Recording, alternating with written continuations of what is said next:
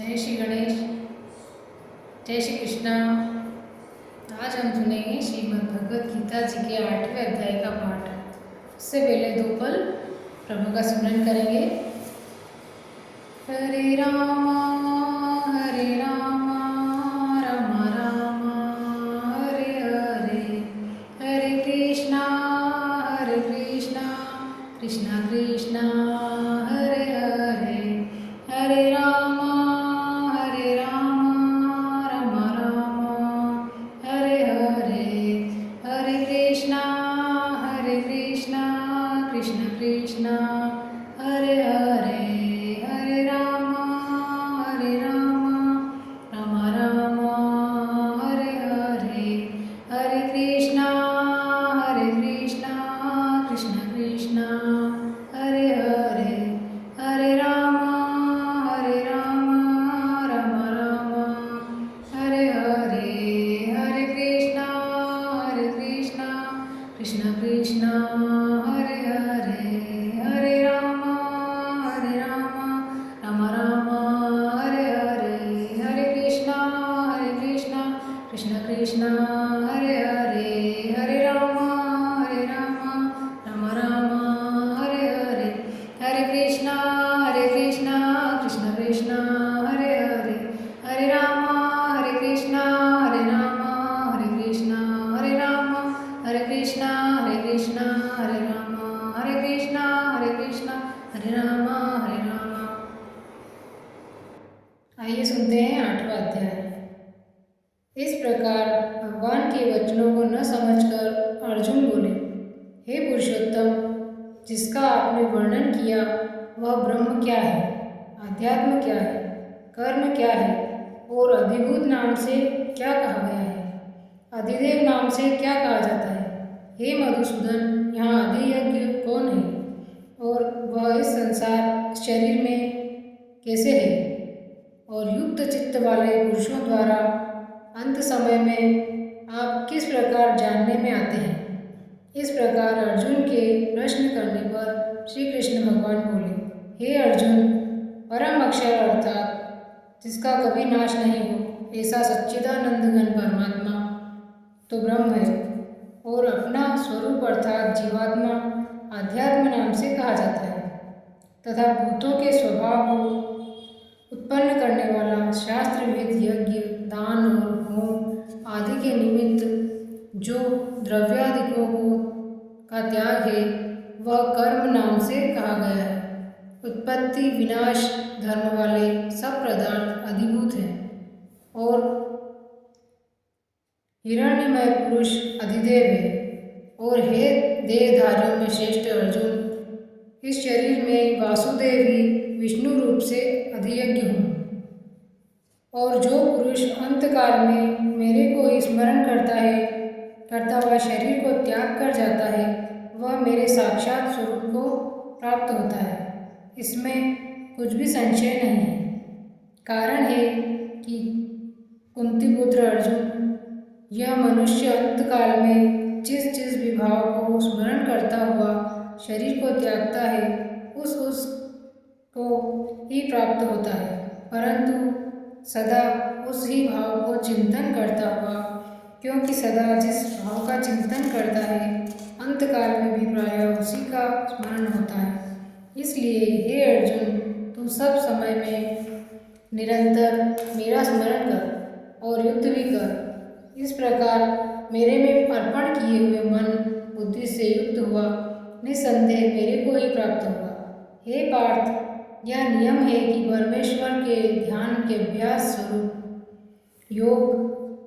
से युक्त अन्य तरफ न जाने वाले चित्त से निरंतर चिंतन करता हुआ पुरुष परम प्रकाशमय दिव्य पुरुष को अर्थात परमेश्वर को ही प्राप्त होता है। इससे जो पुरुष सर्वज्ञ अनादि सबके नियंता सूक्ष्म से भी अति सूक्ष्म सबके धारण पोषण करने वाले अचित्य स्वरूप सूर्य के सदृश नित्य चेतन प्रकाश रूप अविद्या से अति परे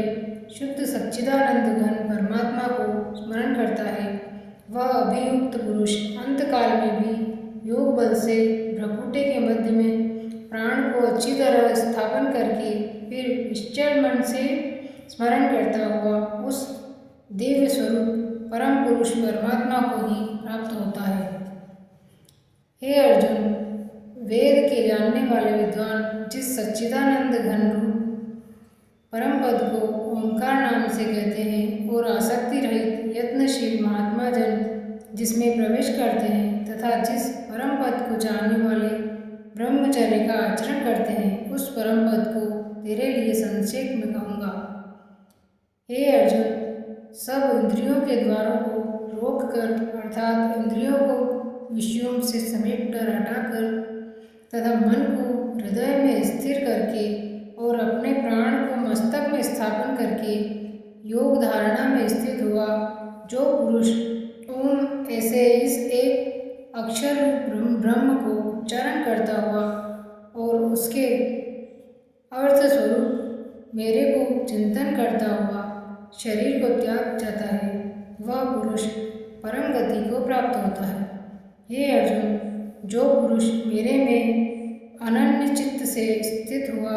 सदा ही निरंतर मेरे को स्मरण करता है, उस निरंतर मेरे में युक्त हुए योगी के लिए मैं सुलभ हूँ अर्थात सहज ही प्राप्त हो जाता हूँ। वे परम सिद्धि को प्राप्त हुए महात्मा जन मेरे को प्राप्त होकर दुख के स्थान रूप क्षणभंगुर पुनर्जन्म को नहीं प्राप्त होते, क्योंकि हे अर्जुन, ब्रह्मलोक से लेकर सब लोग पुनरावृत्ति स्वभाव वाले अर्थात इसको प्राप्त होकर पीछा संसार में आना पड़े ऐसे हैं। परंतु हे कुंती पुत्र, मेरे को प्राप्त होकर उसका पुनर्जन्म नहीं होता, क्योंकि मैं कालातीत हूँ और यह सब ब्रह्मादिकों के लोक काल करके अवधि वाले होने से अनित्य हैं। हे अर्जुन, ब्रह्मा का जो एक दिन है उसको 1000 चौकड़ी युग तक अवधि वाला और रात्रि को भी 1000 चौकड़ी युग तक अवधि वाला जो पुरुष तत्व से जानते हैं अर्थात काल करके अवधि वाला होने से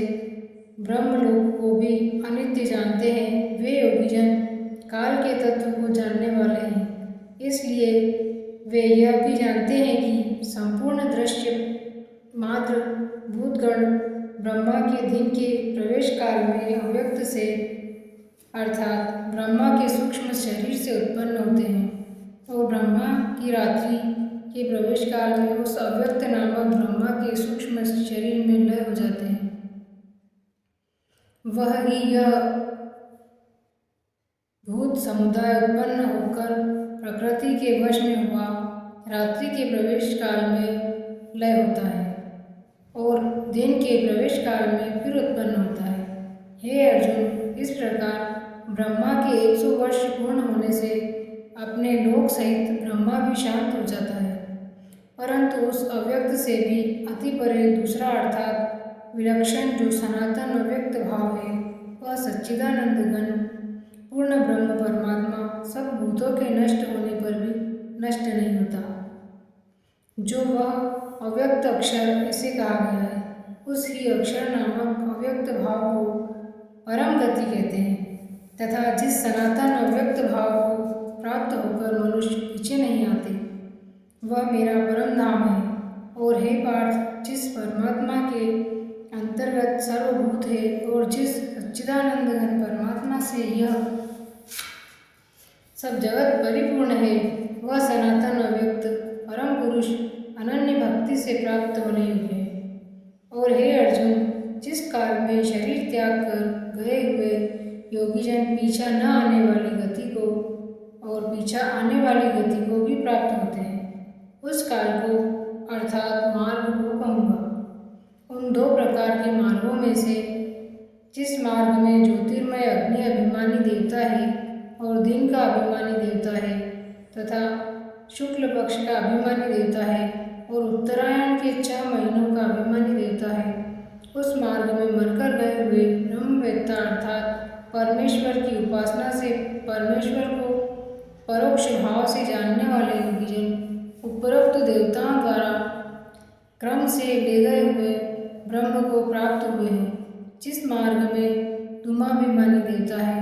और रात्रि अभिमानी देवता है तथा कृष्ण पक्ष का अभिमानी देवता है दक्षिणायन के 6 महीनों का अभिमानी देवता है। उस मार्ग में मरकर गया हुआ सकाम कर्मयोगी उपरोक्त देवताओं द्वारा क्रम से ले गया हुआ चंद्रमा की ज्योति को प्राप्त होकर स्वर्ग में अपने शुभ कर्मों का फल भोगकर पीछा आता है। क्योंकि जगत के यह 2 प्रकार के शुक्ल और कृष्ण पक्ष अर्थात देवयान और पितृयान मार्ग सनातन माने गए हैं। इनमें एक के द्वारा गया हुआ पीछा न आने वाली परम गति को प्राप्त होता है और दूसरे द्वारा गया हुआ पीछा आता है अर्थात जन्म मृत्यु को प्राप्त होता है। ये पाठ इस प्रकार इन दोनों मार्गों को तत्व से जानता हुआ कोई भी मोहित नहीं होता, अर्थात फिर वह निष्काम भाव से ही साधन करता है, कामनाओं में नहीं फंसता। इस कारण हे अर्जुन, तू सब काल में समत्व बुद्धि रूप योग से युक्त हो, अर्थात निरंतर मेरी प्राप्ति के लिए साधना करने वाला हो। क्योंकि योगी पुरुष इस रहस्य को तत्व से जानकर वेदों के पढ़ने में तथा यज्ञ तप और दान आदि को के करने में जो पुण्य फल कहा है उस सबको निसंदेह उल्लंघन कर जाता है और सनातन परम पद को प्राप्त होता है। इति श्रीमद्भगवद्गीता रूपी उपनिषद एवं ब्रह्म विद्या तथा योग शास्त्र विषयक श्री कृष्ण और अर्जुन के संवाद में अक्षर ब्रह्म योग नामक 8वां अध्याय। जय श्री कृष्ण। राधे राधे।